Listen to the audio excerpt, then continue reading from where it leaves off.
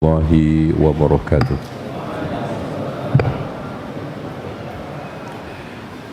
Innal hamdalillah nahmaduhu wa nasta'inuhu wa nastaghfiruhu wa nastahdihi wa na'udzu billahi min shururi anfusina wa sayyiati a'malina.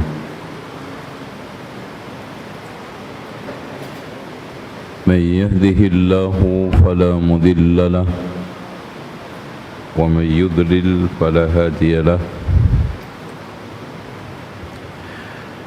أشهد أن لا إله إلا الله وحده لا شريك له وأن محمدا عبده ورسوله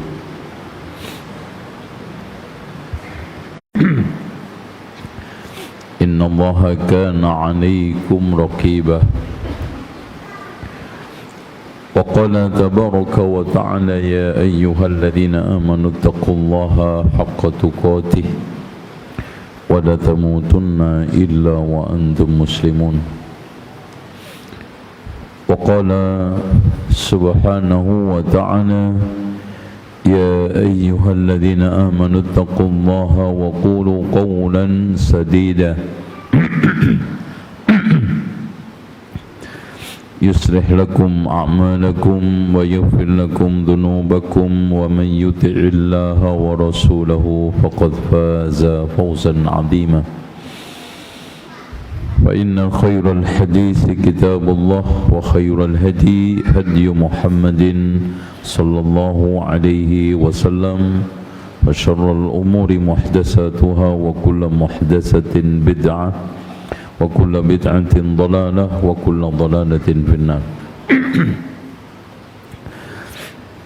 Sebelum saya membacakan tafsir Al-Wadih karya Syekh Al-Allamah Muhammad Nasib Ar-Ribai, saya ingin sampaikan ke antum pentingnya mengkaji Al-Quran. Gak ada manusia yang paling mulia kecuali manusia yang belajar dan mengajarkan Al-Quran. Sebagaimana yang ditegaskan Nabi Muhammad sallallahu alaihi wasallam, khairukum man ta'allama al-Qur'ana wa 'allama. Dan kata Sahal bin Abdullah At-Tustari, tanda cinta Allah itu mencintai Al-Quran karena firman-Nya, dan itu logis. Orang itu kalau mencintai seseorang itu kan senang mendengarkan kalimat-kalimat thayyibahnya kan, untaian mutiara hikmah nasihatnya, itu wajar. Makanya kata Utsman, wallahi demi Allah, lau tahurat qulubuna ma syabi'at bil Quran. Demi Allah, kalau hati kita itu bersih, enggak pernah bosan terhadap Al-Quran. Makanya ketika ada kejenuhan mendekat Al-Quran, ada kebosanan mengkaji Al-Quran, itu tandanya hati kita itu sedang sakit, keropos, virus. Tuh ya. Tuh. Makanya dari situlah kata Imam Ibnu Taimiyah, wajib mengkaji tafsir Al-Quran. Karena kita diperintahkan untuk tadabbur, memahami Al-Quran, dan enggak mungkin faham kalau enggak tahu tafsirnya. Gimana antum bisa tadabbur dengan sesuatu yang antum enggak faham? Mungkin enggak? Enggak mungkin. Baik. A'udzu billahi minasy syaithanir rajim. Alam tara ilal ladzina qila lahum kuffu aydiyakum wa aqimus salata wa atuz zakah فلما كتب عليهم القتال إذا فريق منهم يخشون الناس كخشية الله أو أشد خشية وقالوا ربنا لم كتبت علينا القتال لولا أخرتنا إلى أجل قريب قل متاع الدنيا قليل والآخرة خير لمن اتقى ولا تظلمون فتيلا أينما تكونوا يدرككم الموت ولو كنتم في بروج مشيدة وإن تصبهم حسنة يقولوا هذه من عند الله وإن تصبهم سيئة يقولوا هذه من عندك قل كل من عند الله فما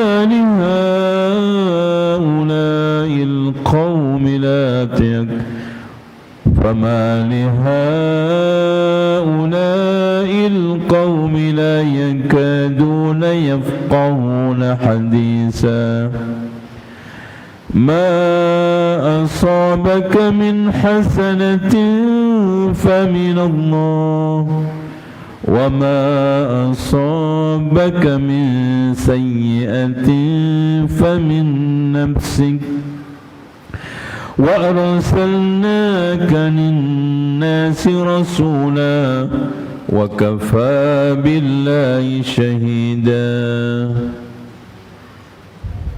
Cukup ya. Nanti kalau ada waktu kita lanjut. Minimal kenapa saya pakai tafsir ini, kita peringan karena pertemuan kita cuma 2 kali sebulan, biar kita lebih banyak memahami ayat-ayat Al-Quran ya. Baik, antum perhatikan ayat 77, alam tara. Ini adalah at-taubih, dalam bahasa kita itu teguran. Dan ketika Allah itu menegur hambanya pasti ada masalah ya. Wat ta'jib, heran, jadi negor sambil ada unsur keheranan dengan kalimat alam, yaitu istifham.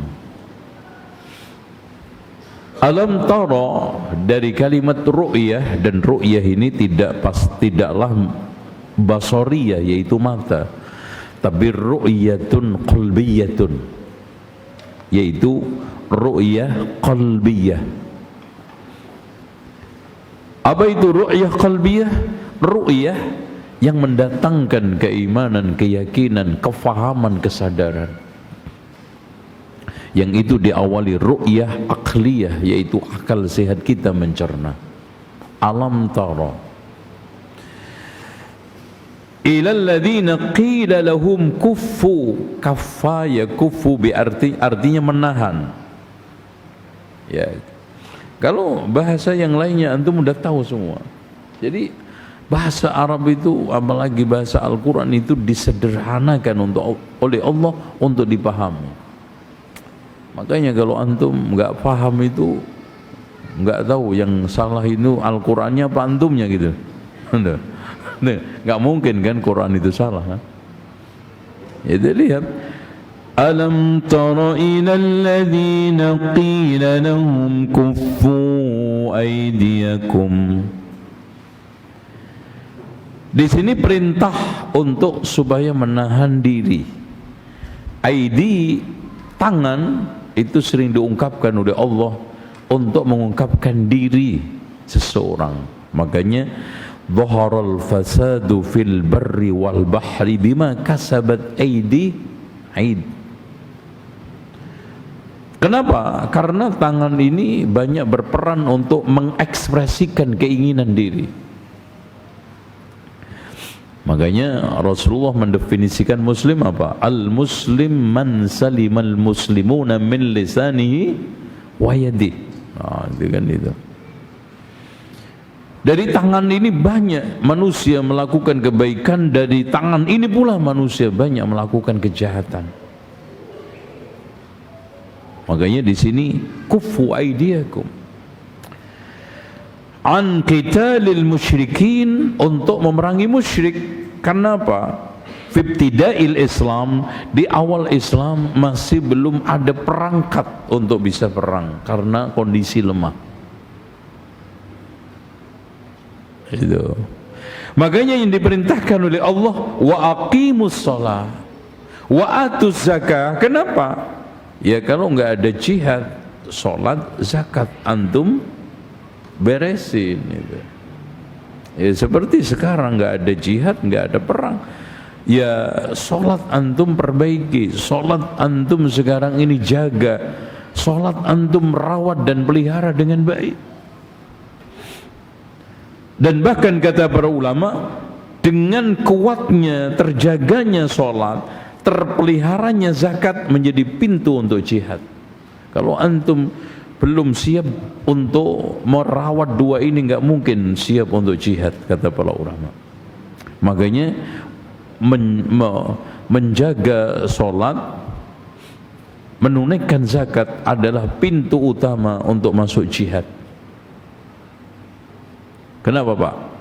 Karena jihad itu dibutuhkan dua, pengorbanan jasmani, sholat. Itu prepare-nya itu sholat dulu gitu loh Pak. Ya, nanti katanya prepare kan. Nah jihad itu juga dibutuhkan apa? Harta. Prepare-nya apa? Zakat. Antum zakat mau enggak? Zakat bayar enggak? Zakat aja pelit, apalagi perang nanti. Wow, sekali rudal ditembakkan berapa? 5 miliar itu maksudnya. Teng gitu kan gitu. Enggak kayak dulu zaman panah. Makanya Iron drone-nya Israel itu, coba bayangkan Pak, satu Iron drone itu 1,5 miliar, dan sekali tembak bisa 100. Dan itu nggak habis-habis. Kenapa? Karena mereka itu dermawan, kuat infaknya. Nah kita kalau disuruh infak, Pak saya itu kalau infak dikit ikhlas, kalau banyak nggak ikhlas. Itu terus yang didahulukan ikhlas saja, bukan duitnya. Gitu. Ya, orang Arab itu urun kencing sebatok aja Pak, disiramkan ke Bani Israel Yahudi, sono tenggelam tuh orang. Itu karena nggak kompak. Gitu. Ya. Wa aqimus salata wa atuz zakah falamma kutiba alaihimul qitalu idza fariqum minhum. Nah itu.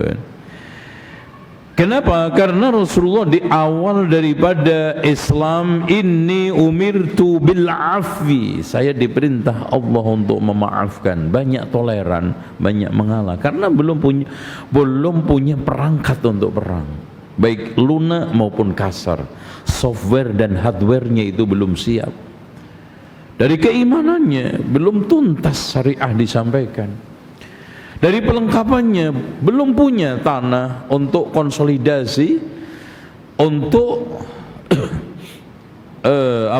membuat gudang-gudang amunisi, pabrik-pabrik senjata. Itu.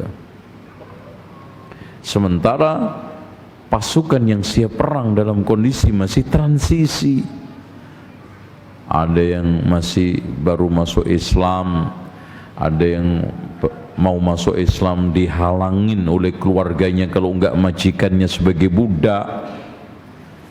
Makanya setelah Rasulullah di Madinah memiliki tanah, tempat untuk konsolidasi, tempat untuk koordinasi, tempat untuk pelatihan-pelatihan perang, dan yang tidak kalah pentingnya adalah membuat gudang-gudang persenjataan dan pabrik-pabrik senjata siap. Makanya turun ayatus saif, ayat pedang. Baru di mana? Madinah. Udah. Tapi itulah watak manusia. Makanya di sini Rasulullah mengatakan, la tatamannau liqa'al adu. Jangan kamu itu berangan-angan ketemu musuh. Nih, mereka minta sendiri, ya Rasulullah, kapan kita itu perang? Kapan kita itu rela terhina terus seperti ini? Ternyata setelah diwajibkan perang, lihat itu, falamma kutiba alaihimul qitalu fil Madinah, yang ketika itu minta saat di Mekah, idza fariqun, yang dimaksudkan fariqun itu qismun minal munafiqin, mundur, teratur. Jadi orang munafik itu tampak kemunafikannya, Pak, ketika sudah berhadapan dengan apa? Dengan resiko. Itu tes saja orang munafik itu dengan resiko. Resiko apa aja? Resiko materi, resiko nyawa, ya, bahkan resiko karir. Antum cek. Kalau mukmin enggak, maju tak gentar membela yang benar. Itu. Minhum minal ladina kanu yarghabuna fil jihad. Mereka pada saat itu kepengin jihad, walaupun di sini ada sebagian ulama mengarahkan asbabun nuzul daripada ayat ini adalah untuk Abdurrahman bin Auf, tetapi tidak sedikit ulama ahli tafsir membantahnya karena enggak patut.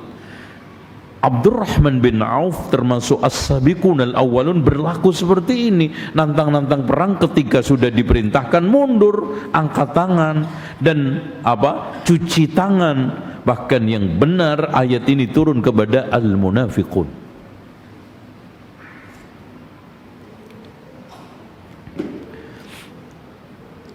Yakhshawunan nas ka khasyatillah, Masya Allah. Orang-orang munafikun, Pak, atau hatinya fi qulubihim marad, mereka itu takut dibunuh musuhnya seperti takut dimatikan oleh Allah, padahal sama-sama mati. Tapi ada loh yang nggak takut dimatikan Allah. Ini buktinya ngerokok lancar, padahal ngerokok itu sumber mati. Demo jatuh dari truk mati. Terus apa lagi? Banyak di antara mereka itu mati sia-sia, mati tawuran, mati apalagi huru hara, mati pacaran, mati selingkuh. Tapi kenapa giliran mati jihad itu mendelik? Yakhshawunan nasa ka khasyatillah. Maksudnya kata para ulama, yakhshawna nas, yakhshawna min sayfil adu, takut dari pedang-pedang musuh, padahal ujungnya dua mati. Makanya Allah katakan setelahnya kan, aynama takunu yudrikkumul maut, di mana aja kamu juga mati, ya kan? Ya, namanya antum bisa aja dulu mati dari saya, ana lebih akhir dari antum, ya bisa aja kan, benar nggak Pak? Iya, Masya Allah. Makanya jangan takut. Wa qalu rabbana lima katabta alaina alkitab. Loh, ente sendiri yang minta loh, kok sekarang malah blunder? Ya Rabb, kenapa kau perintahkan kami perang? Kenapa ente sekarang bermental Yahudi, ahlul kitab? Ketika nantang-nantang perang, nabinya setelah diwajibkan, inna hahuna qa'idun, kami di sini saja. Faqatila idhab wa rabbuka faqatila. Musa, pergi sama Tuhanmu. Kan kurang aja. Inna hahuna qa'idun, udahlah kami di sini aja. Sama mental pengecut. Padahal pengecut itu enggak menyelesaikan apapun, bahkan tidak bisa menunda kematian walaupun sedetik. Makanya ketakutan yang dialami pengecut itu seperti burung kasuari dikejar pemburu di padang pasir. Setelah menemu semak-semak, sembunyi di semak-semak, tapi nyembunyikan cuman kepalanya tok. Buadane nuangol gede. Jadi yang disembunyikan apa? Kepalanya. Wah, aman. Udah dia diem di situ, tenang di situ, karena dia merasa aman. Apa? Merasa sudah terlindungi dengan semak-semak. Ternyata cuman mukanya toh, badannya kelihatan sampai 5 kilo gitu. Tembak. Itu Pak, nasib pengecut itu. Ditembak, kalau sudah mati, mati. Kullu nafsin dha'iqatul maut kok. Itu. Antum sekarang ini menghindar dari kematian gimana caranya? Pakai obat. Gak ada satu obat pun yang menjamin bisa menunda kematian. Pakai gedung, gak ada. Namrud aja gak bisa itu terlindungi dengan gedung yang megah. Dan itu. وقالوا ربنا لم كتبت علينا القتال لولا أخرتنا إلى أجل قريب.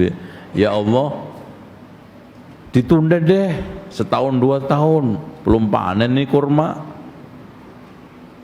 belum ngawinin anak, gitu. Baru juga kawin, ya Allah, belum madu, belum selesai. Laula akhartana, kapan antum minta diakhirkan? Sementara musuh dengan gencar dan gesit menyerang kita, menghabisi kita, seperti yang dikatakan oleh Abu Umamah Al-Bahili, manusia mukmin setiap saatnya tidak lepas dari 4 musuh: kafir yang memeranginya, munafik yang membencinya, setan yang menggodanya, mukmin yang hasad kepadanya. Enggak lepas tuh? Hah? Lepas enggak? Enggak ada. Itu.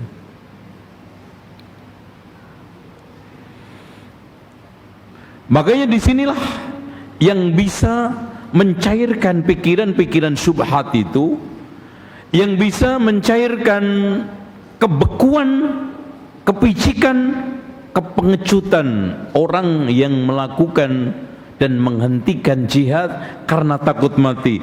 Qul mata'ud dunya qalil. Udah. Apa sih yang antum perebutkan dari dunia, Pak?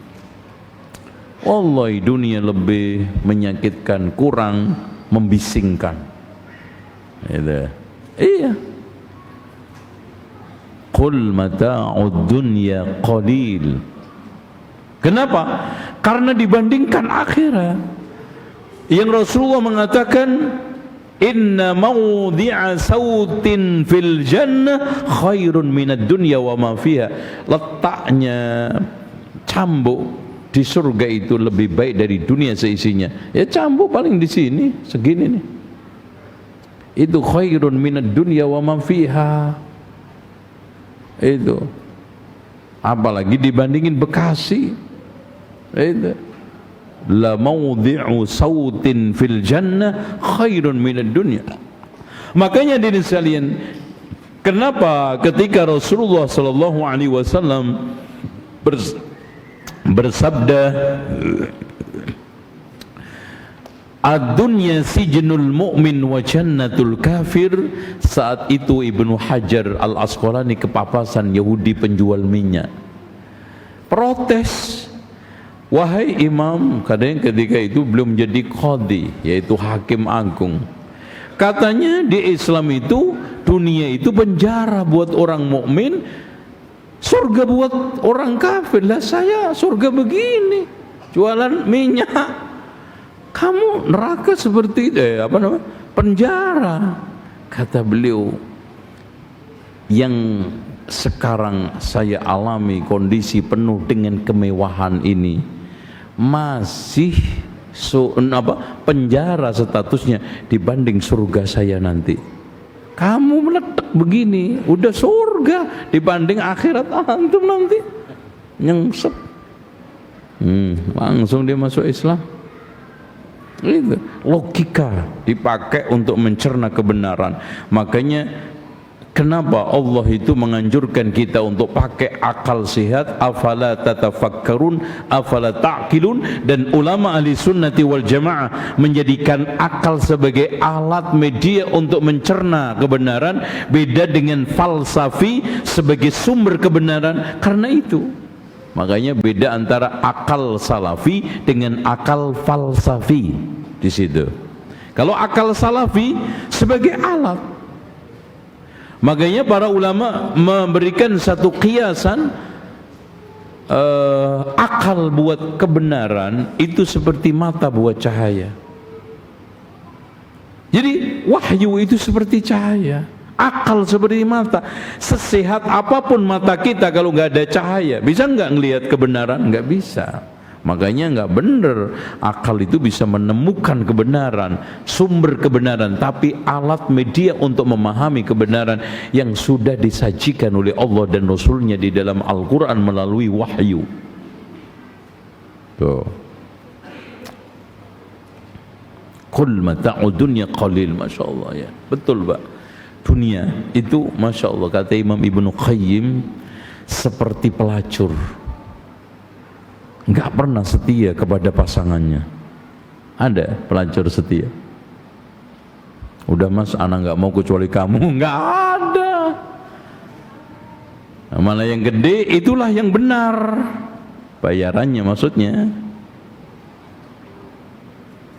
Dunia mengejarnya seperti berenang di danau buaya, menerkam apa diterkam itu.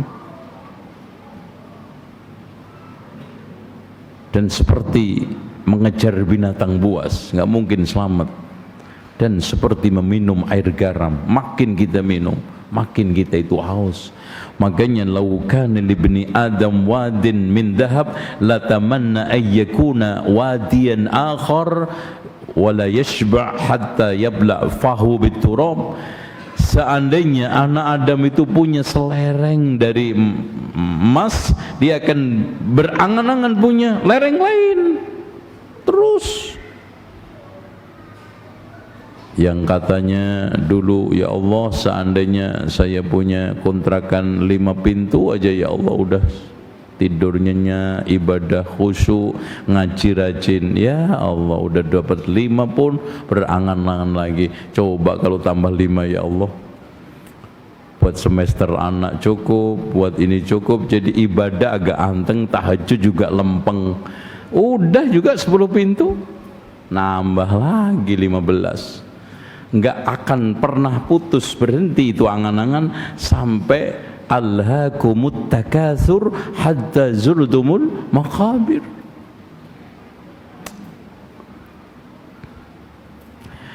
Makanya Rasulullah memupuskan orang-orang yang sekarang berangan-angan liar terhadap dunia itu. Yaqulu ibnu Adam mali mali, anak Adam mengatakan hartaku hartaku. Walaysa laka minal mal illa ma akalta faqad afnaita wa ma labista faqad ablaita wa ma tasaddaqta faqad abqaita. Sebetulnya kamu tidak memiliki harta kecuali 3. Yang kamu makan suatu ketika akan jadi kotoran, yang kamu pakai suatu ketika lecek. Ini baju-baju antum ini dulu belinya rata-rata kapan? Kapan? Berapa bulan lalu? Tahun lalu ya? Tahun ya? Tahun. Setahun lalu baju antum kelemis, ya. Masya Allah, dari merek yang terkenal, sebulan, 2 bulan, 3 bulan, udah jadi gombal, bahkan ditambah lagi mukio. Oh kan gitu, kurang ngopo. Dunia itu. Maka kejarlah sesuatu yang memasukkan antum ke surga, jangan mengejar sesuatu yang memasukkan antum ke toilet. Nah, yang dikejar cuman masuk toilet itu loh Mas, ya Allah, hina banget. Sementara kata Imam Ibnu Hazm, la yaral mu'min thamanan illal jannah, tidaklah seorang mukmin memandang sesuatu yang ada berharga itu kecuali surga. Udah itu.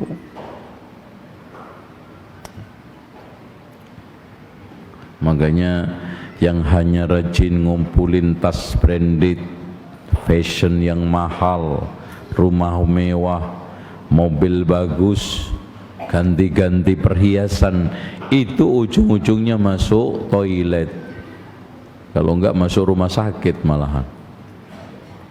Yang memasukkan surga yang terakhir, yaitu apa?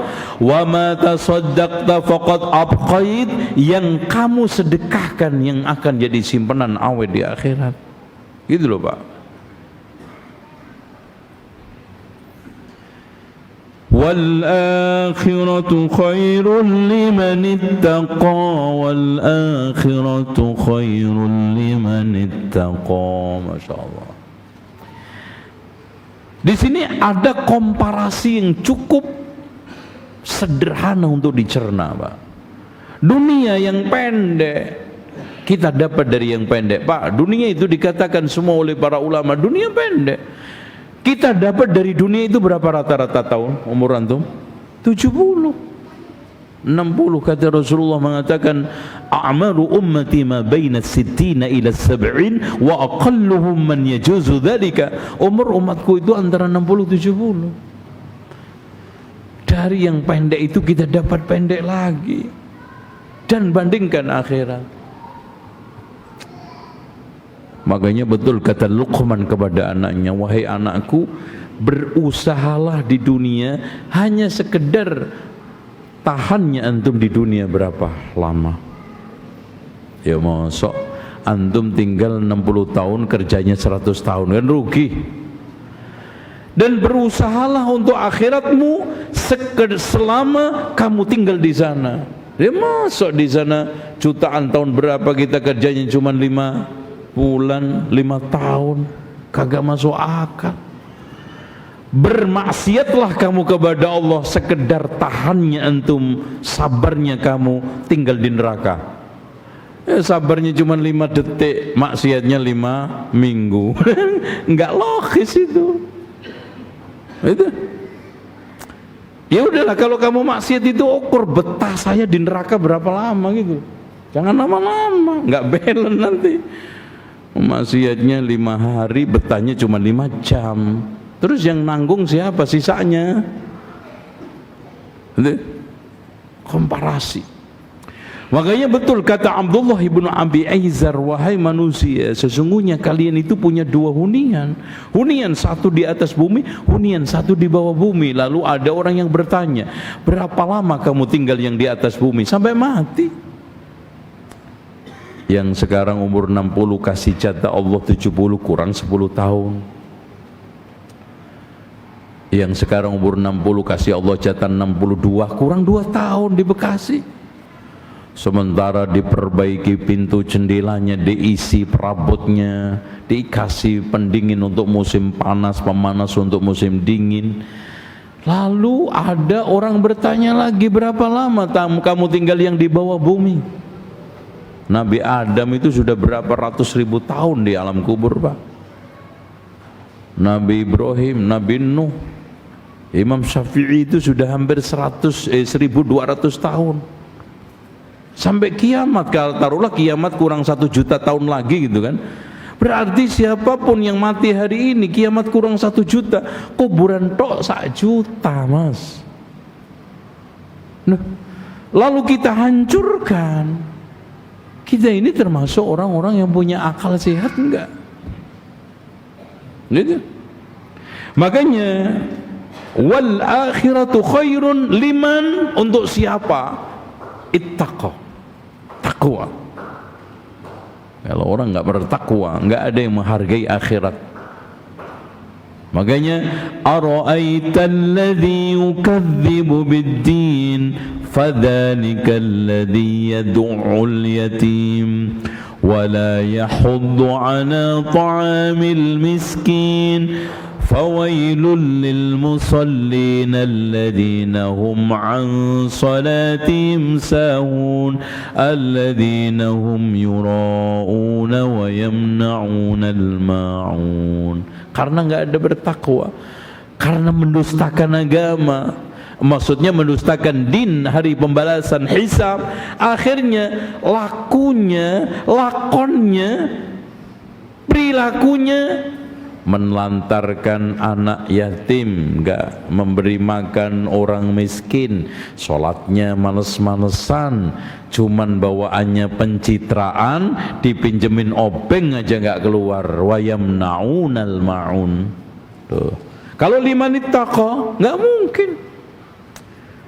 Orang yang bertakwa Pak, dipinjemin tetangga obeng meskipun nggak balik, ya Allah mungkin dia butuh, ana beli aja, ngalah. Pinjam lagi linggis, nggak balik lagi, ya Allah memang dia butuh linggis, ya Allah nggak apa-apa, ana beli lagi. Tuh, tapi ya kadang-kadang keterlaluan tetangga, pinjam apa aja nggak balik. Subhanallah, alat-alat perbengkelan lengkap, dia udah tinggal buka bengkel aja lengkap udah. Gitu. Obeng ada, tang ada, kunci Inggris ada, kompak ada, nggak ada balik. Tapi Pak, antum ngalah kompak beli lagi, berapa sih harga? Paling juga 300.000, 200.000. Tapi harga jiron, ketetanggaan, la yu'minu ahadukum hatta yuhibba li akhihi, dan saudara terdekat antum tetangga. Man kana yu'minu billahi wal yaumil akhir falyukrim jarahu. Di antaranya memuliakan, menghormati, antum jangan ganggu. Makanya la yu'min, la yu'min, la yu'min sampai dikatakan Rasulullah 3 kali. Orang yang suka ganggu tetangga, itu ada orang yang modelnya mereknya tuh seneng ganggu. Kalau enggak sampahnya bentar lagi, teriak-teriaknya, belum gitu bikin sound horeg di depan rumah, disetel kenceng-kenceng, masya Allah. Pagi-pagi judi, lu masya Allah ngajak orang judi, gitu. Kalau enggak gitu nanti menjelang maghrib begadang, udah ya Allah bising. Makanya paling berat itu kita bertetangga dengan orang yang ya Allah mengganggu. Itu ya. Liman ittaqa, at-taqwa, kata para ulama, menjaga diri dari api neraka dengan melaksanakan perintah Allah, menjauhi larangannya. Dan kata Abdullah ibnu Mas'ud, takwa hendaknya Allah itu kamu ingat, jangan kamu lupakan. Kamu syukuri, tidak kamu kufuri. Kamu taati, tidak kamu maksiati. 3. Dan dihimpun oleh Rasulullah dalam satu doa, Allahumma inni ala dzikrika wa syukrika wa husni ibadatik. Makanya ini doa untuk peneguhan takwa paling baik. Makanya dianjurkan Rasulullah untuk dibaca setiap setelah tasyahud sebelum salam. Allahumma inni ala dzikrika. Allah itu hendaknya diingat, jangan dilupakan. Wa syukrika, disyukuri, jangan dikufuri. Wa husni ibadatik, diibadai, jangan dimaksiati. Itu takwa. Menjaga diri dari kesyirikan, meneguhkan tauhid. Menjaga diri dari kekufuran, meneguhkan keimanan. Menjaga diri dari kebid'ahan, memapankan, mengeksiskan sunnah di dalam kehidupan hari-harinya, memapankan ibadah, menjauhkan diri dari berbagai macam maksiat. Itu takwa. Oke, liman ittaqa. Wala tudlamuna fatila, kalian tidak akan didol. Wa ma rabbuka bidhallamin lil 'abid. Enggak mungkin, Pak. Allah itu mendolimi kita. Bahkan subhanallah, rahmatnya Allah, idza amila ahadukum amalan kutiba lahu asyru hasanatin wa idza amila sayyi'atan kutiba lahu sayyi'atun wahidatun. Kalau melakukan kebaikan dilipatkan 10, maksiat itu cuma 1, ditulis 1. Rahmat mana yang mengungguli rahmatnya Allah? Udah gitu hebatnya, kita salah 70 tahun bisa dihapus dengan 1 kebaikan sehari saja. Allahu Akbar. Nah, beda manusia kan, kadang-kadang kebaikan 1.000.000 ditutupi dengan keburukan, kesalahan 1. Dan fatil. Nah ini di dalam kurma itu ada serat-serat. Ini fatil, ini fatila. Orang Arab dulu kan ketika sekarang membuat contoh itu yang ada dalam alam sekitarnya. Fatila ini apa? Serat-serat yang ada di kurma yang nempel dengan ari. Coba. Makanya ketika menggambarkan famay ya'mal misqala dzarrah adalah apa? Debu-debu. Kalau antum lihat di rumah, rumahnya bolong tuh, ada sinar matahari kan, ada sinarnya lurus tuh, terus kelihatan apa? Debu yang berterbangan kan. Si debu-debu yang terbang di sekitar cahaya yang tampak saat gelap hanya ada cahaya miskah yang disebut dalam Al-Quran itu, kelihatan itu zarrah menurut kacamata orang Arab dulu, karena belum ada penemuan yang lebih kecil dari itu. Atom, apa lagi? Apa lagi? Hah? Sekarang yang lebih kecil dari atom apa? Hah? Apa? Apa Pak? Nano. Oh nano, Masya Allah. Itu lebih kecil lagi nano-nano kan, Masya Allah. Antum guru fisika apa? Kimia ya? Masya Allah, betul Pak. Tapi orang Arab melihat zarrah. Wa faman ya'mal mithqala dzarratin khairan yarah wa man ya'mal mithqala dzarratin syarran yarah. Itu kecil sekali, dan itu hanya tampak ketika ada sinar matahari. Makanya Pak, Masya Allah, sebetulnya apalagi Indonesia yang terkenal udaranya itu paling jelek. Nomor berapa? Pernah nomor 1 ya, polusi. Kita setiap hari ini menghirup apa? Debu yang kayak itu. Cuman alhamdulillah Allah kasih apa? Tameng pertama adalah rambut hidung. Kalau rambut hidung antum tidak bisa menangkal, maka tameng yang kedua adalah apa? Amandel. Makanya amandel antum disuruh reaksi. Itu udah nggak beres nih. Makanya ada serak-serak, ada bengkak, ada apa namanya? Yang apa? Radang. Itu sebetulnya tameng, itu nggak jelek. Jadi mata antum yang nggak bisa melihat, kehidupan antum yang kanan kiri tidak semuanya bisa tampak.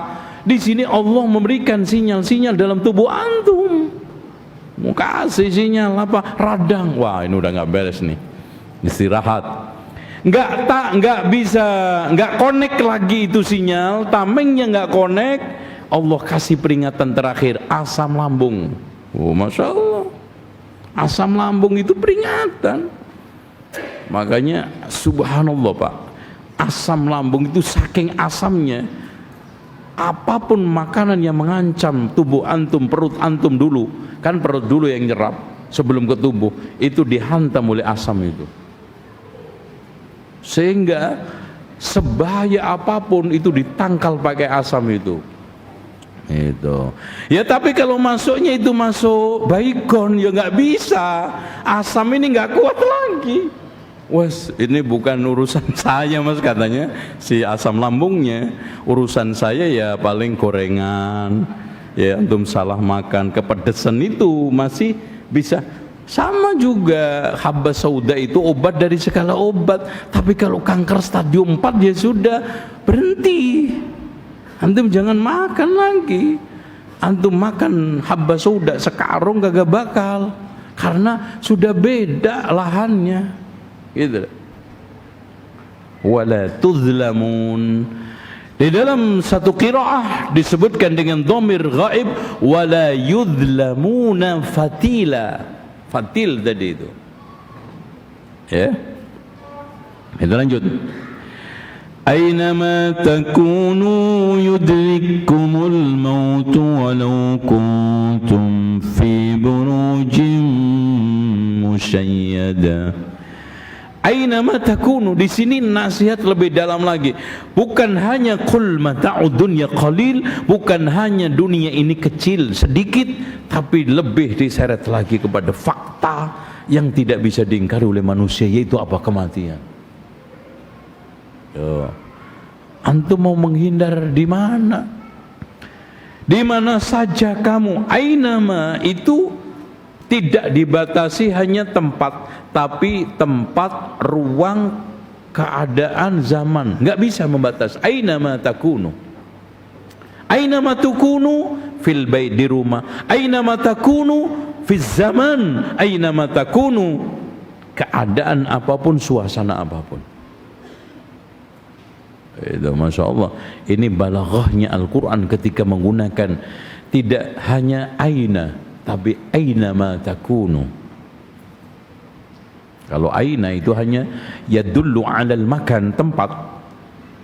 Makanya si Jahmiyah yang pendapatnya banyak dipakai oleh Asy'ariyah mutaakhirah, dia ingin menghindar dari sifat Allah semayam di atas aras, akhirnya mensifati Allah di mana? Ya di mana-mana. Padahal di mana-mana itu juga tempat. Itu, iya enggak? Dia ingin menghindarkan Allah itu menempati satu tempat, yaitu arsy. Akhirnya dia menempatkan Allah pada tempat yang terhina, yaitu apa? Di mana-mana. Boleh, Masya Allah. Oke.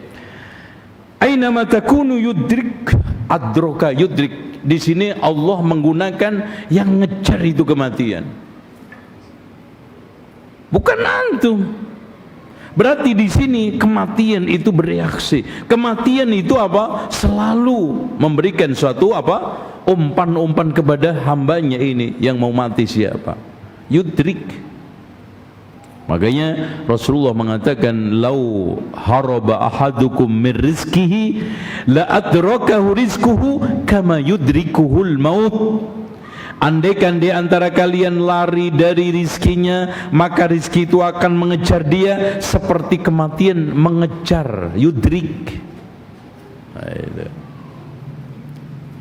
Dan adrok itu beda dengan wajad. Kalau adroka, kalau wajada yajidu itu fisik atau materi, material atau apa ya? Lawan abstrak itu apa, Pak? Konkret. Tapi kalau yudrik itu bisa abstrak dan apa namanya? Konkret. Bisa material, immaterial, yudrik. Makanya wa huwa yudrikul absar. Allah itu yudrikul absar, artinya seluruh pandangan zahir batin Allah Subhanahu wa taala memantunya. Itu. Ini ketajaman balaghahnya Al-Qur'an. Masya Allah. Walau kuntum fi buruj. Masya Allah. Buruj itu bangunan yang mencakar langit. Makanya gedung yang mencakar langit di depan Masjidil Haram disebut dengan apa? Burju. Antum enggak pengalaman belas sama Burjul Makkah. Karena subhanallah Pak, itu gedung itu arsiteknya tidak, Masya Allah, memiliki keunikannya menara apa yang di atas pucuknya itu kalau antum sudah enggak melihat berarti sudah keluar dari tanah haram. Oh Masya Allah. Dalam posisi normal antum berdiri tanpa ada halang-halangan yang pasti. Kalau antum di depan ini ya nggak ngelihat gitu. Maksudnya dalam kondisi normal, antum sudah nggak ngelihat, berarti antum sudah keluar dari tanah haram. Itu. Terus kemudian jumlah cahayanya 99 sesuai dengan Asmaul Husna. Oh itu, makanya kalau lagi Idul Fitri keluar semua itu 99. Iya,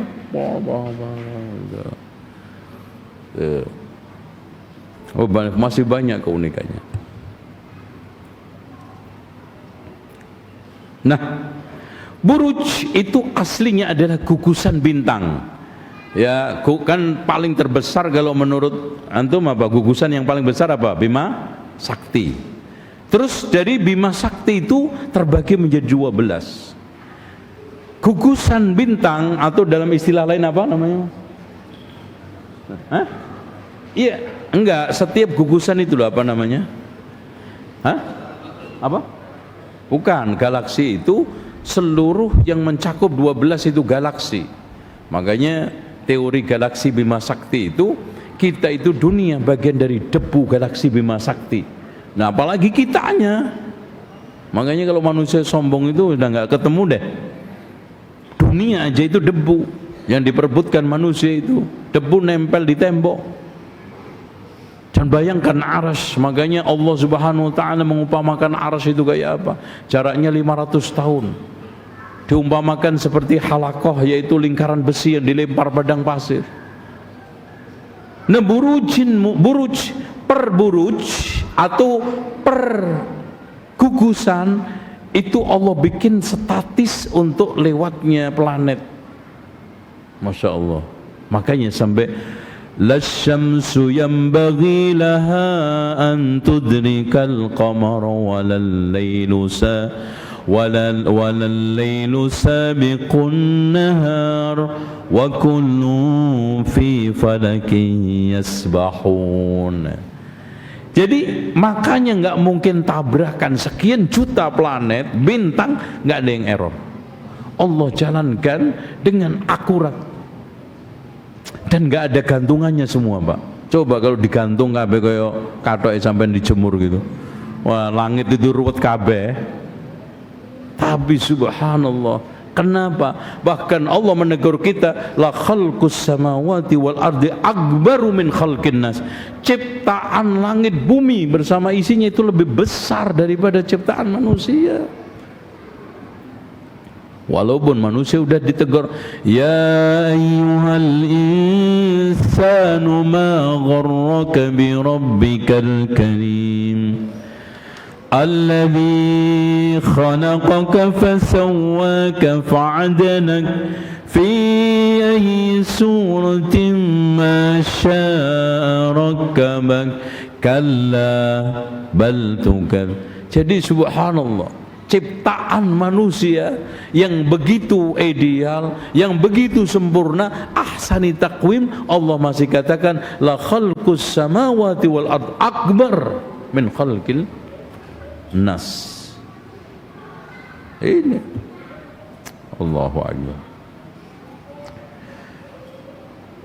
Nah, burj, makanya walau kuntum fi burujin, tinggi, setiap gedung tinggi itu namanya buruj. Burujin musyayyada aliyatun muhassanatun idzan falimadzal jubn. Kalau memang begitu, kenapa kita pengecut, Mas? Pengecut itu hanya watak perempuan. Kata Ali bin Abi Thalib, ada 3 perkara di laki jelek, kalau di perempuan banyak positifnya. Apa? Pengecut. 2, ketergantungan. 3, pelit. Pelit bikin duit suami awet. Pengecut, dia tidak suka nantang-nantang suami. Ketergantungan, biar dia terus bisa diatur, diarahkan. Itu kan bener gak? Kok enggak iya? Kok melototin gue loh? Nah itu iya kan? Gitu.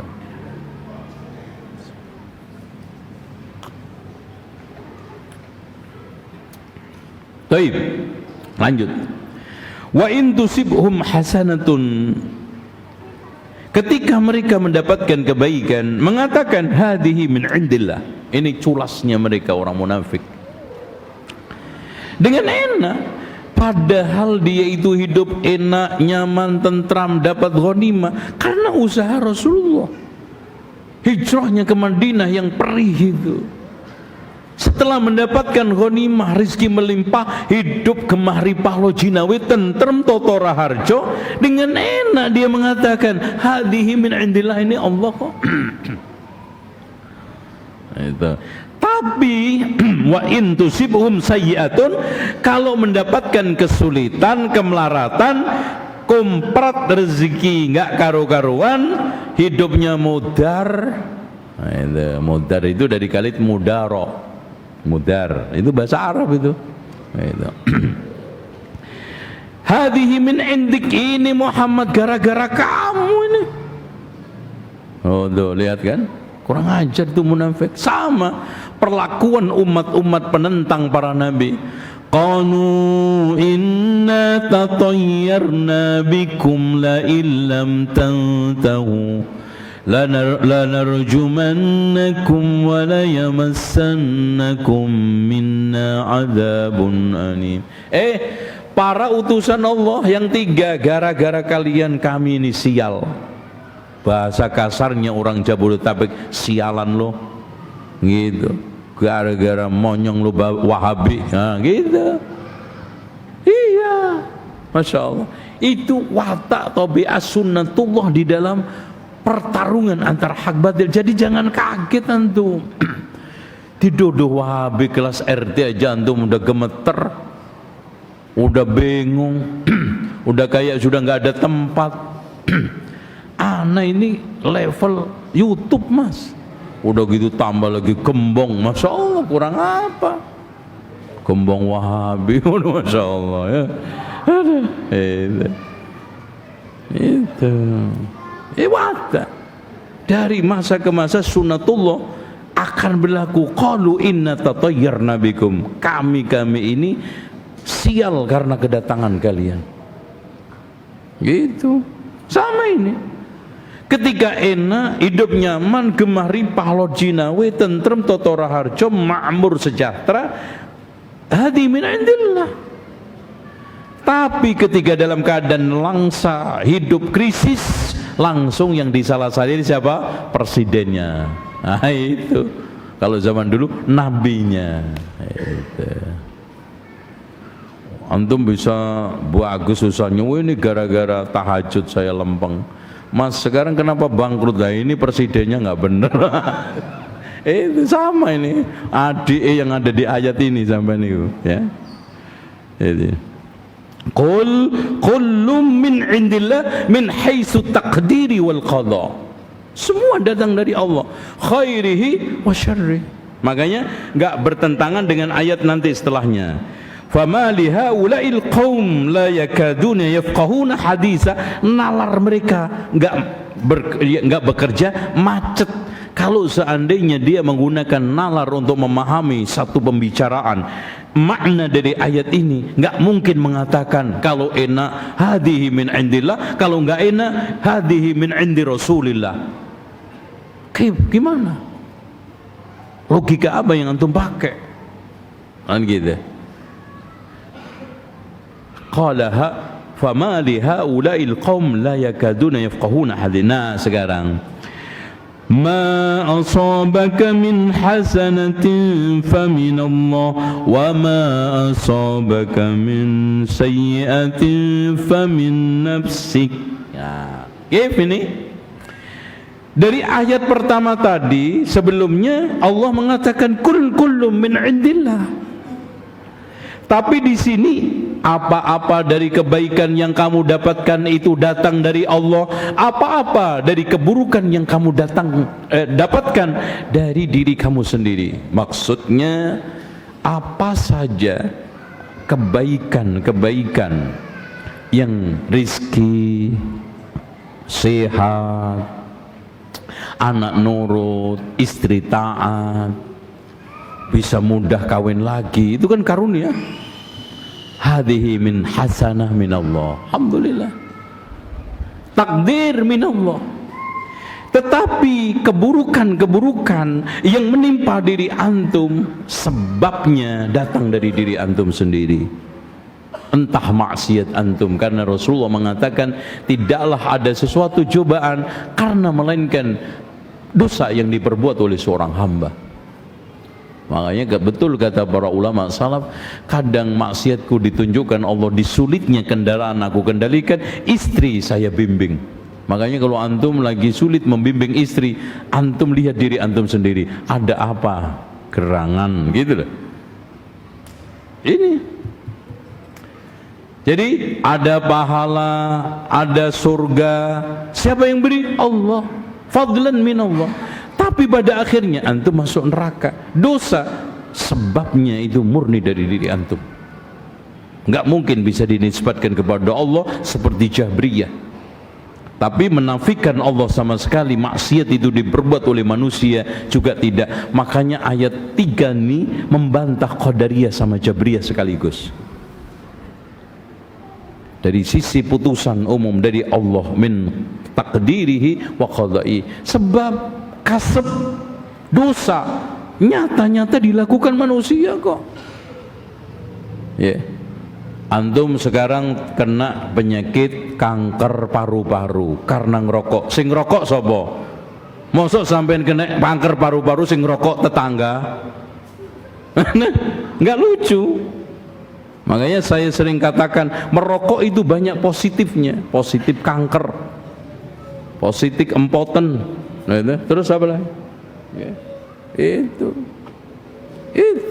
Jadi kullum ini wa ma asabaka min sayyi'ah bisababika wa kasbika, usaha antum, sebab antum, dan antum nyata-nyata dengan sadar melakukan itu. Makanya Allah membedakan antara perbuatan yang sadar dan tidak sadar, tidak sengaja. Rabbana la tu'akhidna in nasina aw akhtana, Rabbana wa la tahmil alaina isran kama hamaltahu 'ala alladhina min qablina, Rabbana wa la tuhammil. Nyata itu semua min nafsik. Itu makanya ya wala talumanna illa nafsa, jangan salahkan kepada diri antum kecuali diri antum. Makanya iblis ketika dituntut para pengikutnya, gimana iblis? Gimana kamu nggak tanggung jawab? Apa iblis kak dengan tegas dalam surat Ibrahim, fala taluman ini falumuni fala talumu gimana? Fala talumuni walumu anfusakum, jangan salahkan diriku, salahkan diri kalian. Wong kalian yang maksiat kok. Itu iblis. Itu. Wa arsalnaka lin-nasi rasula. Jadi Rasul di sini hanya sebagai apa? Titah, menjalankan titah risalah. Kalau anda nggak percaya, maka Allah meneguhkan wa kafa billahi syahida, Allah lah yang menjadi saksi untuk kebenaran risalah kamu, kebenaran nubuah kamu. Nggak perlu disaksikan oleh seluruh dunia pun, kalau Allah sudah menyaksikan, selesai. Wa kafa billahi syahida. Makanya dilanjutkan nih Pak, ini lihat, Masya Allah. Mana tadi? Benar nggak? Oh iya. Man yuti'ir rasula faqad ata'a Allah. Karena di sini ada orang yang suka membenturkan, Jadi mentaati Allah itu sama dengan mentaati Rasul. Logikanya tadi anda sudah mengakui hadhihi min indillah, giliran risalah kenapa enggak terima? Hanya karena itu diucapkan Rasul.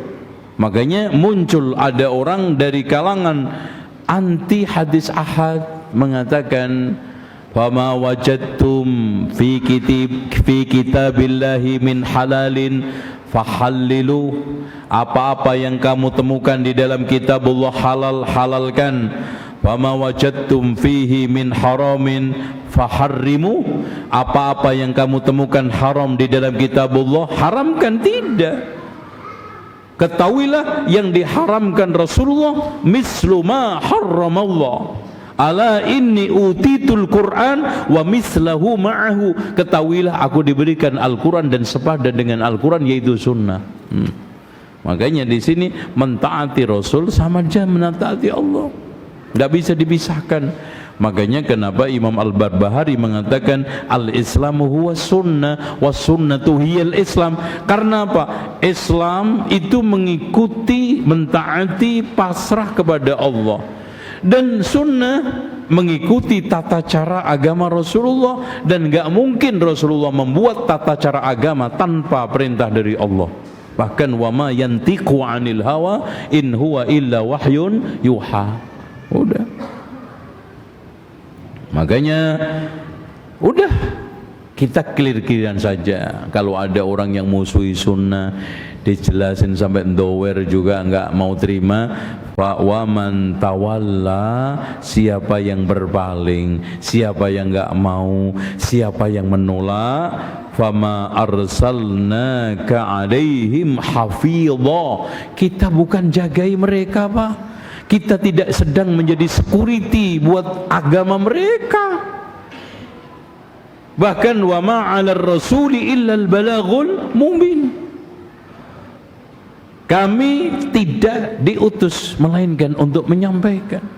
Kita tidak sedang menjadi security agama manusia, iman manusia, jagain supaya enggak miring, supaya enggak nyimpang, tapi murni wa ma'anar rasuli illal balaghul mubin. Makanya di sini ditegaskan wa fama arsalnaka 'alaihim hafidha, bermakna hafidhan di a'malihim, mantu amalnya tiap hari. Antum enggak lembur, enggak kerja dong. Innama 'alaikal balagh wa qad nasakh hadha bi ayatil sayf. Allahu a'lam bisawab. Jam berapa, Pak? Baru jam 1:01 ya penyampaiannya. Oke. Kita sampaikan ayat 81 biar nanti satu tema ya, sampai afala nanti. Nah ini makanya tadi afala yatadabbarunal Quran, masyaallah. Nanti bagaimana sikap kita yang sebenarnya kepada Al-Quran, bagaimana Al-Quran ini bisa menjadi pengairan yang jernih untuk sawah-sawah kehidupan, ladang-ladang kehidupan. Hati kita yang kering merana ini bisa terairi dengan Al-Quran, bagaimana? Ya, insyaallah. Wa yaqulun al-munafiqun, orang munafik udah mulai ini beraksi. Ta'atun, oh dia mengumbar sana sini, udah Nabi Muhammad, udah sami'na wa ata'na.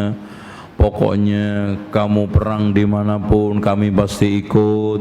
Lembah yang kamu naikin aku juga naik. Kurun yang kamu turun juga aku akan turunin. Dan kurun padang pasir yang luas, ya, kita akan berperang bersamamu ya Rasulullah. Ta'atu. Fa idza barazu min indik, ketika diajak keluar fakta perang Uhud, jaraknya berapa sih Pak? Masya Allah, ya Allah, minum aja juga segelas belum habis tuh nyampe tempat dari Medina. Dia mundur dengan alasan yang dibuat-buat, inna buyutana aurah, wahai Nabi Muhammad, rumah-rumah kita sedang dalam keadaan terancam. Kami lebih harus menjagai rumah, perempuan, anak-anak ya Rasulullah, itu lebih penting. Karena awalnya Rasulullah itu ngajak perang di Medina awalnya itu. Makanya Rasulullah juga, wah, mendingan tadi kita pakai strategi perang kota. Terus usulan sahabat usul, ya Rasulullah kita perang keluar aja. Karena di sini ada perempuan, anak, kalau hilang langsung hilang, kalah langsung hilang. Akhirnya Rasulullah SAW mengenakan pakaian, dan usulan tadi itu dianulir. Sahabat yang mengusulkan agak sedikit tidak nyaman. Ya Rasulullah, terserah engkau mau perang di kota kita ikut, perang di luar ikut. Pantang seorang nabi kalau sudah pakai pakaian perang dilepas lagi. Oh gitu Pak, itu kesatria, bukan satria Bekasi. itu harusnya begitu. Masya Allah, langsung keluar. Ya Allah, baru juga hampir nyampe Uhud, balik di 300 pengikutnya Abdullah bin Salul mengatakan awalnya wa yaquluna ta'ah fa idza barazu min 'indik bayyata ta'ifatun minhum. Masya Allah, bayyat adalah mengatur strategi malam untuk membuat kejahatan. Makanya kenapa penjahat itu banyak keluar malam, karena pertama strateginya aman, orang semua pada tidur, gelap, tertutupin, terbantu, nggak usah matikan nih. Itu bayyata. Makanya Nabi kaumnya Nabi Soleh yang ingin membunuh mengancam, lanubayyitun nak, kami malam akan membuat strategi untuk membunuh kalian. Ini malam-malam mengatur strategi untuk apa? Membatalkan peperangan. Wah, nanti ya, oke kita berangkat, tapi nanti kalau sudah sampai di sini-sini kita balik bareng-bareng. Nah itu, Masya Allah. Bayyata ta'ifatun minhum ghairal ladzi taqul, tidak seperti yang taqulu ta'ifah. Taqulu di sini kembali kepada ta'ifah yang mereka ucapkan. Artinya dia di dalam mulutnya mengatakan ta'ah, tapi di dalam faktanya dia mundur teratur, bahkan dia mengkhianati Rasulullah sallallahu alaihi wasallam. Ghairal ladzi taqul kalau kembalinya kepada ta'ifah. Tapi kalau kembalinya kepada Rasulullah, ghairal ladzi taqulu ya Muhammad, yaitu apa? Tidak seperti yang kamu perintahkan kepada mereka kelakuannya.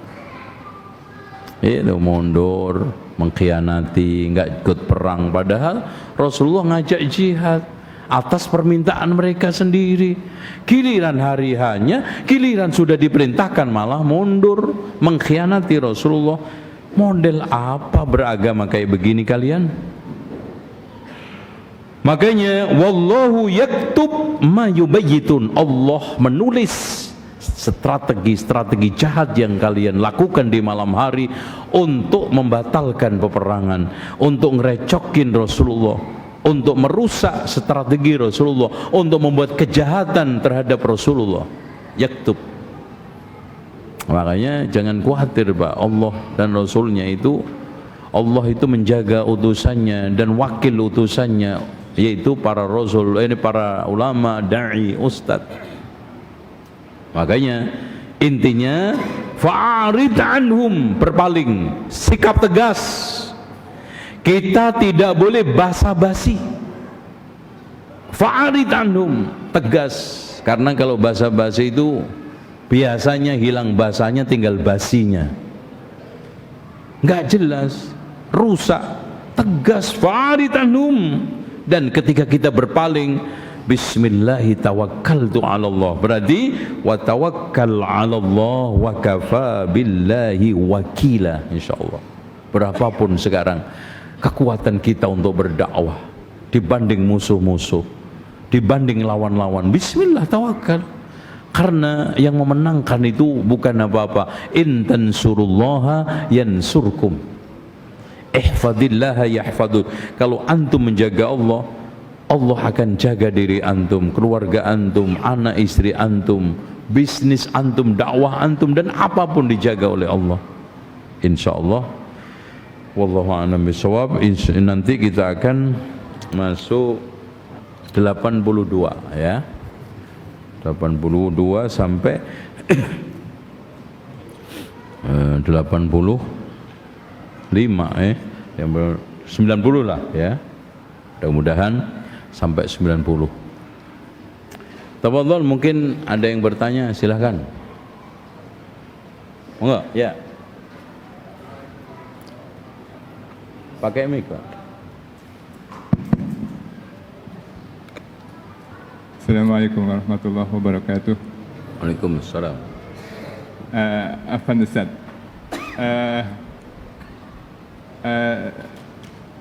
jangan tersinggung ya Ustaz. Ya. Beberapa hari yang lalu ada viral berita tentang antum Ustaz. Kemana? Ada berita viral tentang antum. Oh, nggak perlu diangkat di sini Pak. Kita belajar tafsir aja. Oh nah. Oke. Ya udah. Nggak ada faedah. Ya.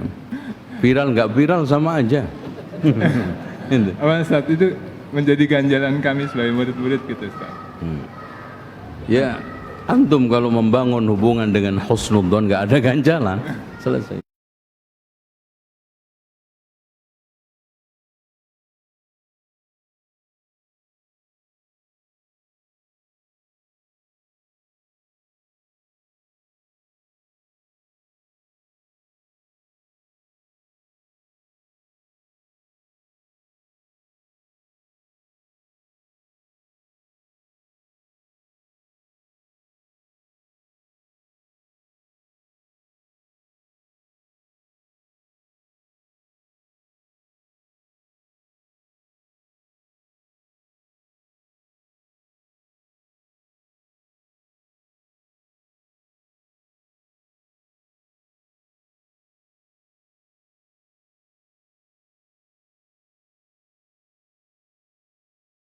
Walau fi qa'ri baitihi, Allah akan bongkar meski sudah disimpan rapi di dalam rumahnya.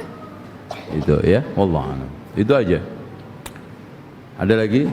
Makanya ya ayyuhalladzina amanu istanibu katsiran. Ya. Ini menunjukkan apa, Pak? Ya ayyuhalladzina amanu istanibu katsiran. Kalau antum menyangka dikit-dikit enggak apa-apa. Kayak baru terlintas, tapi jangan dilanjutin, diteruskan. Kalau sudah diteruskan berarti katsiro. Buktinya sampai sini antum masih tanya. Gitu. Ya ayyuhalladzina amanu istanibu katsiran minadh-dhanni inna ba'dadh-dhanni ismun. Dhon yang tadi kaitannya dengan kehormatan kaum muslimin. Pak, lebih fakta mana fitnah yang dialamatkan kepada Maryam? Lahir anak nggak ada bapak. Lebih pedih mana fitnah yang dialami Aisyah? Berhari-hari menangis darah sampai orang-orang kepercayaan aja ragu, termasuk Rasulullah. Pedihan mana yang dialami Nabi Yusuf? Sudah berusaha menyingkirkan syubhat, menghindar, membebaskan diri dari godaan perempuan, tapi tetap di penjara.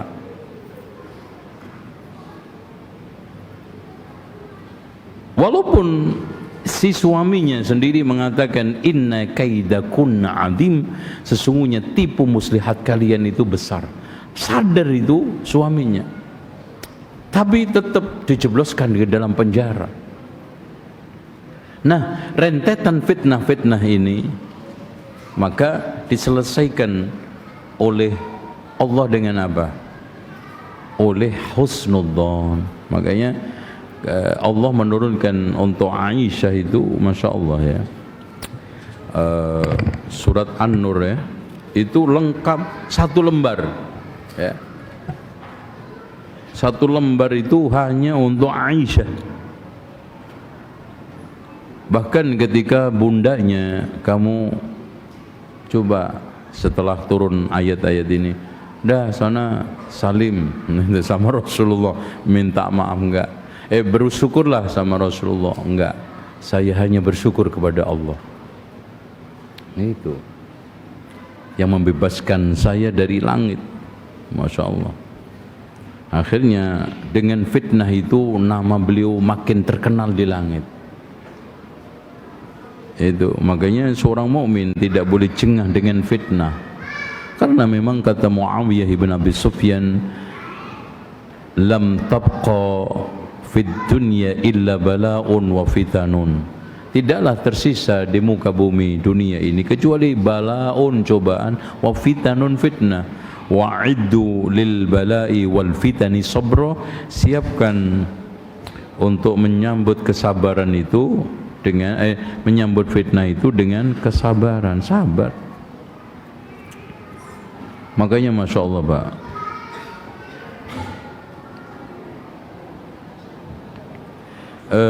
Nabi Nuh yang sabar 950 tahun ya, dakwah 950 tahun,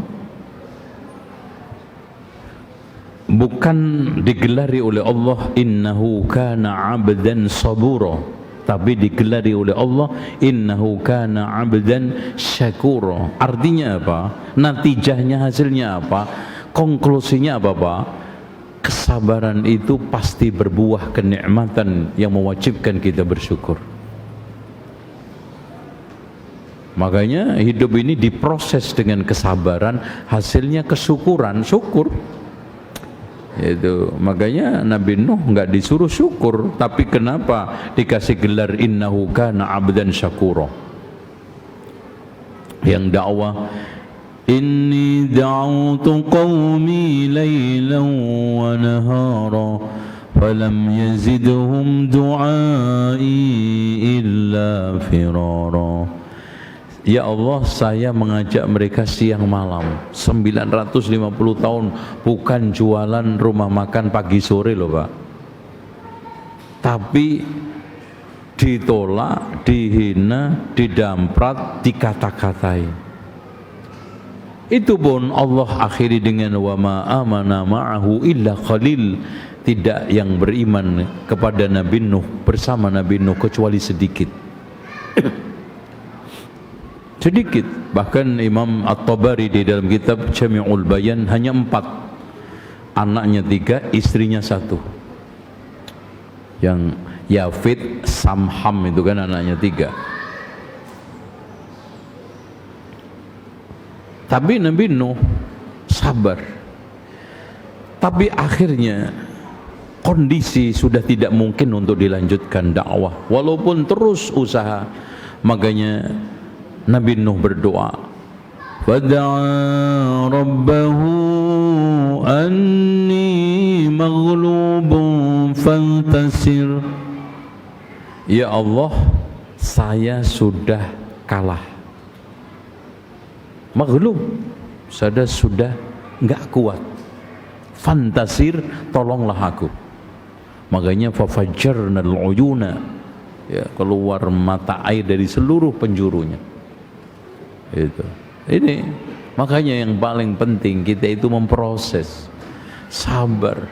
Fitnah macam-macam. Fitnahnya yang dialami oleh Maryam tidak akan seperti Aisyah, Aisyah tidak akan seperti Yusuf, ya, dan seterusnya. Ana tidak seperti antum. Antum paling Wahabi kelas RT lah. Itu. Ya, yang paling penting bagaimana kita bisa menjalani, bisa keluar dengan bisa kita lalui dengan kesabaran, keluar dengan innahu kana abdan syakura. Makanya kata Imam Ibnu Hazm, mending menjadi orang itu banyak dikritik, diomongin orang daripada dipuji, apalagi dipuji-puji. Diomongin, difitnah, dikritik, ada pada diri kita, koreksi. Apa jeleknya seorang mukmin berkoreksi dengan keburukannya. Makanya rahimallahu mra'an ahda uyubi ilayya, semoga Allah merahmati orang yang menghadiahkan aib kepadaku. Tapi kalau difitnah tidak ada pada diri kita, kata Ibnu Hazm, kita mendapatkan surga tanpa keluar keringat. Maka tidak ada yang enggak suka kecuali majnun, orang gila, kata beliau. Adapun dipuji berarti ada pada diri antum. Wah, dia itu hafal 30 juz, ngelontok, terbaik. Ujub, sombong, lama-lama hafalan antum tekor. Tapi kalau dipuji-puji, antum tidak punya sesuatu itu. Dipuji hafal 30 juz, ternyata cuma juz 30. Antum sombong. besar dengan pakaian kepalsuan untuk apa? Atau kita bangga dengan pakaian mewah tapi hasil curian? Enggak. Ya? Yang membesarkan seseorang itu bukan pujian, Pak. Yang membesarkan seseorang itu kritikan dan masukan, perih pedih.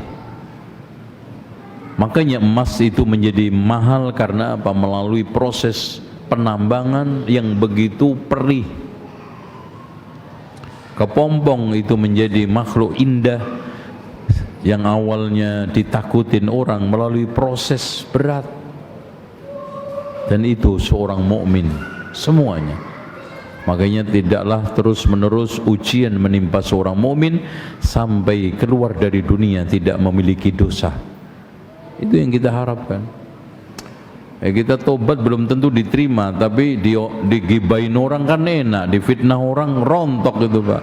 Tidur aja surga coba kan enak tuh kan. Wallahi antum kalau nanti tahu surga balasan pahalanya orang difitnah, antum pengen difitnah lagi, cuman kesempatannya nggak ada, udah di surga. Itu. Wah, kalau kenapa dulu yang ngomongin gue cuman 5, coba kalau 10 gitu. Oh, coba kalau sekecamatan. Dan Masya Allah di akhir dari penyampaian saya ini ada hadis yang diriwayatkan oleh Imam Bukhari Muslim, Isra Mi'rajnya Rasulullah. Rasulullah ditunjukkan fenomena-fenomena di antara ada orang yang ditusuk rahang kanan tembus gitok kiri, rahang kiri tembus gitok kanan. Lalu Rasulullah bertanya, siapa mereka ya Rasulullah? Rajulun kadzab yakdzib bikidbatin tablughul afaq. Seorang yang pendusta, menyebarkan sekali dusta langsung menyebar ke seantero dunia. Subhanallah. Dulu sebelum ada sosmed nggak kepikir hadis ini. Rasulullah mengatakan sesuatu yang sekarang baru faktual. Seorang pendusta menyebarkan kedustaan nyampe seantero. Dari apa? Wasilah yang Allah ciptakan di alam sekarang. Langsung seantero. Ya tablughul afaq. Afaq itu apa? Ufuk. Subhanallah. Dan sekarang cari. Kalau dulu mama ngomong gibain memfitnah paling juga nyebar se-RT. Ini sosmed nyebar tablughul afaq. Rajulun kadzabun yakdzib bikizbatin tablughul afaq, kata Rasulullah. Ini hadis panjang sekali, antum baca. Wallahu a'lam bishawab. Saya kira udah jam 5:30. Mudah-mudahan nanti kita bisa ketemu kembali di kesempatan lain. Ini darurat ya Pak ya, karena tadi ada acara. Jadi insya Allah pertemuan kedepannya kembali ke pagi lagi. Karena zaman musim penghujan ini kalau sore itu sering hujan.